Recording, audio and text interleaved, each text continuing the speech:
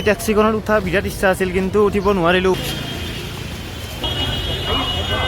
হে guys, welcome back to my YouTube channel Jandeep vlogs. তো সকলোকে মোৰ বিদ্যালয়ত স্বাগতম জনাইছোঁ। আজি আকৌ এটা নতুন বিদ্যালয় আহি গ'লোঁ গাইজ। তো আজি গৈ আছোঁ কলকাতা। মই তো কলকাতা যি নেকি আমাৰ ভাৰতৰ ৰাজধানী আছিল এটা সময়ত বহুত আগতে, তো এতিয়া বাৰু দিল্লী হৈ গ'ল বৰ্তমান। তো তাত গৈ আছোঁ, ফাৰ্ষ্ট টাইম যাম। তো কেনেকুৱা কি একো এক্সপিৰিয়েঞ্চ নাই, তো আগতেও গৈ পোৱা নাই। তো মই অকলে যোৱা নাই, মোৰ লগত মাহী গৈ আছে মোৰ লগত।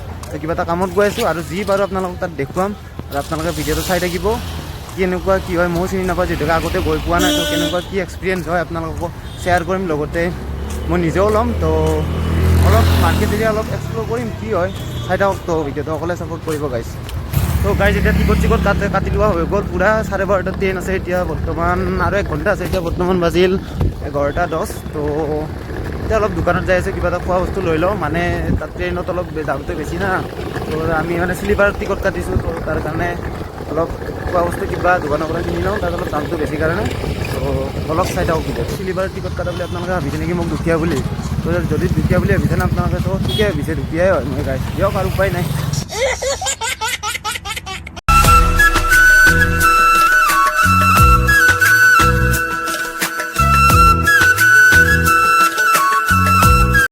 এতিয়া আহি পেলাই নিউ কোচবিহাৰ পালোঁ। মানে এনেকৈ টোপনি মাৰছোঁ না 5 ঘণ্টামান গাইজ। এতিয়া 6টা বাজিল, 1টা বজাৰ পৰা বেয়া টোপনি মাৰছোঁ।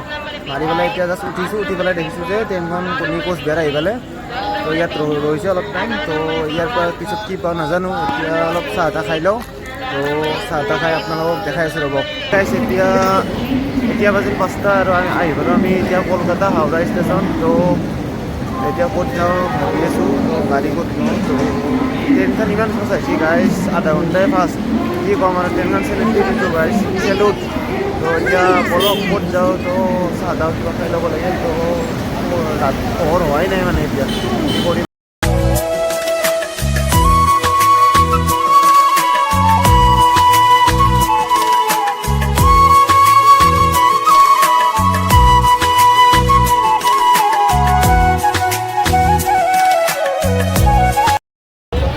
এই গাইজ, ফাইনেলি যিটো কামত আহিছিলোঁ সেইটো কাম হৈ গ'ল। এতিয়া বৰ্তমান আমি এতিয়া ৰিটাৰ্ণ হ'ব গৈ আছোঁ ঘৰত। তো বহুত মানুহ, মানে কামটো এতিয়া বৰ্তমান 2টাই বাজিল। তো কামটো হোৱাতে বহুত দেৰি হৈ গ'ল। তো এতিয়া ঘৰত যাই আছোঁ বৰ্তমান।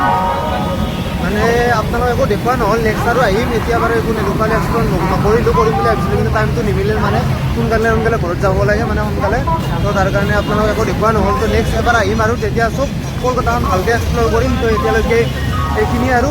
তো এতিয়া কিবা এটা মই হোটেল বিচাৰি আহিছোঁ, কিবা খাওঁ, মানে ৰেষ্টুৰেণ্টটো চাওঁ ক'ত কি পাওঁ। ভাত যদি পাওঁ ভালে হয়, যদি ভাত নাপাওঁ তো উপায় নাই। তো চাব পাৰে এইফালে গাইজ হাইৱে। তো এইটো ষ্টেচন। তো টিকট কাটি আহিলোঁ গাইজ। এতিয়া ক'ত কি যাওঁ চাই আছোঁ ৰ'ব, চাই যাওঁ গাইজ। এটা বস্তু চাওঁ কি, হাওৰা ষ্টেচনটো কিবা বিৰাট এটা ভাল লাগে দেই তামাম। আৰু এইবিলাকে ব্ৰিটিছৰ দিনতে বনোৱা এইটো ষ্টেচন চাব পাৰে আপোনালোকে। তো ঘৰৰ কালাৰ বা বিল্ডিংটো এইটো চাব পাৰে, কেনেকুৱা ডিজাইন দেখিলে গম পাই যায়। আৰু এইটো হাইৱে। তো কিবা এটা বেলেগ বনাইছিল দেই আগৰ দিনত গাইজ।